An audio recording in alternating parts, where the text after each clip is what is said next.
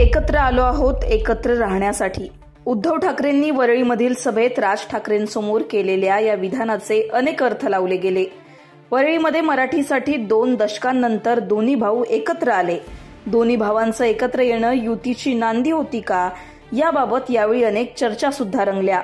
याच चर्चांना आता वेग आला, कारण ठाकरे बंधूंच्या मनोमिलनाचा दुसरा अंक मातोश्रीवर पाहायला मिळाला। निमित्त होतं ते उद्धव ठाकरेंच्या 65व्या वाढदिवसाचं। राज ठाकरेंनी जवळजवळ 13 वर्षांनंतर मातोश्रीवर पाऊल ठेवलं। भावाच्या वाढदिवसानिमित्त राज ठाकरे मातोश्रीवर पोहोचले। राज ठाकरेंनी उद्धव ठाकरेंना बुके देत वाढदिवसाच्या शुभेच्छाही दिल्या। दोन्ही भावांमध्ये गळाभेट झाली। दोन्ही भावांनी एकत्र फोटो देखील काढले। अनेक वर्षांनंतर राज ठाकरे बाळासाहेबांच्या खोलीत सुद्धा गेले। यावेळी दोन्ही भावांमध्ये 20 ते 25 मिनिट चर्चा झाल्याचीही माहिती मिळाली। राज ठाकरेंच्या सरप्राईज एंट्रीनं मातोश्रीमध्ये जल्लोषाचं वातावरण पाहायला मिळालं। कार्यकर्त्यांनीही जोरदार घोषणाबाजी केली। दोन्ही भावांचं हे मनोमिलन युतीच्या चर्चांचे नवे संकेत म्हणायचे का, असा प्रश्न या निमित्तानं पुन्हा एकदा उपस्थित झाला। उद्धव ठाकरेंच्या भेटीनंतर राज ठाकरेंनी केलेली ही बोलकी पोस्ट सुद्धा पहा। माझे मोठे बंधू शिवसेना पक्षप्रमुख श्री उद्धव ठाकरे यांच्या वाढदिवसानिमित्त त्यांना मातोश्री या कैलासवासी माननीय श्री बाळासाहेब ठाकरे यांच्या निवासस्थानी जाऊन शुभेच्छा दिल्या। राज ठाकरेंनी केलेली ही पोस्ट अनेक अर्थांनी चर्चेचा विषय बनली आहे।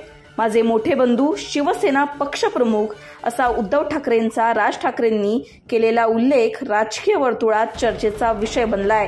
राज ठाकरेंच्या भेटीनंतर उद्धव ठाकरेंनीही माध्यमांना प्रतिक्रिया दिली। माझा आनंद द्विगुणित झाल्याचं यावेळी उद्धव ठाकरे म्हणाले।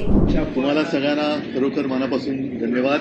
आणि तुमच्या माध्यमातून तुम्ही बघताय किती लोक येतात आणि बरेचसे मेसेज आले, ज्यांनी शुभेच्छा दिल्यात आणि नेहमीच त्यांच्या शुभेच्छा मला आवश्यक असतात। तर सगळ्यांना मनापासून मी त्यांच्यासोबत नतमस्तक। एक सरप्राईज शुभेच्छा होत्या। आपले धाकटे बंधू राज ठाकरे आज तुम्हाला मातोश्रीवर भेटायला आले, त्यांनी शुभेच्छा दिल्या। 7 वर्षानंतर राज ठाकरे तुमच्या भेटीला आले आणि शुभेच्छा दिल्या। काय नेमकी चर्चा झाली, काय आनंद आपण असं म्हणतो द्विगुणित, तर नुसता द्विगुणित नाही, कित्येक पटीने तो गुणित झालेला आहे। त्याच्यामुळे नक्कीच पुढचा सगळा जो काय काळ आहे तो चांगला होईल याची मला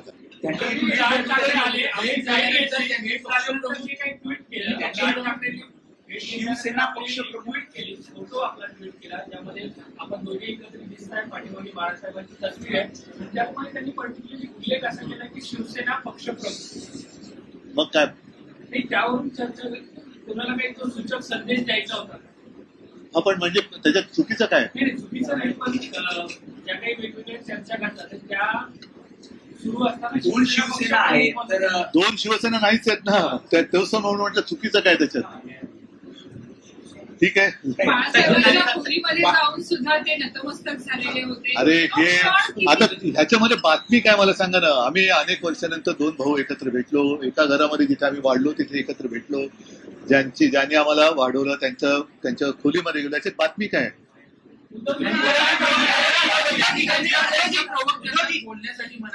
ठीक आहे, चला।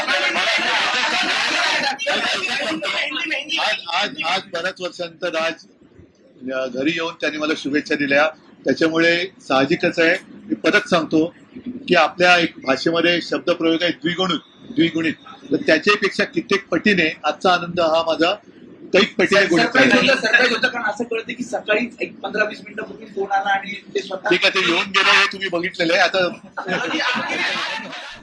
राज उद्धव यांच्या भेटीनंतर आता मनसे आणि ठाकरेंच्या शिवसेनेच्या नेत्यांच्या काही पोस्ट सुद्धा चर्चेत आल्यात।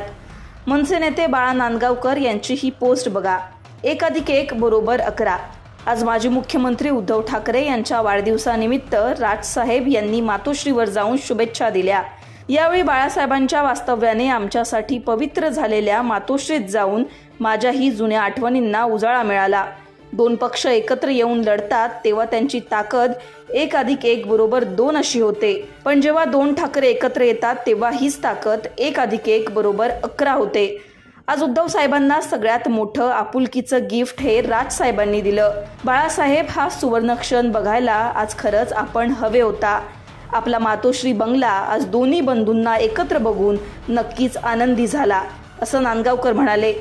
सगळे एकत्र, काहीच अडचण नाही असं म्हणत संजय राऊतांनीही नेत्यांच्या भेटीचा एकत्र फोटो पोस्ट करत सूचक विधान केलं. महापालिका निवडणुकांच्या तोंडावर दोन्ही ठाकरेंचं एकत्र येणं अनेक अर्थांनी महत्त्वाचं मानलं जात आहे. युतीबाबत दोन्ही भाऊ स्पष्टपणे बोलत नसले तरी त्या दृष्टीने एक एक पाऊल उचलण्यात दोन्ही भावांनी सुरुवात केली आहे. आपल्या कृतीमधून दोन्ही भाऊ ते सातत्यानं दाखवताना दिसत आहेत.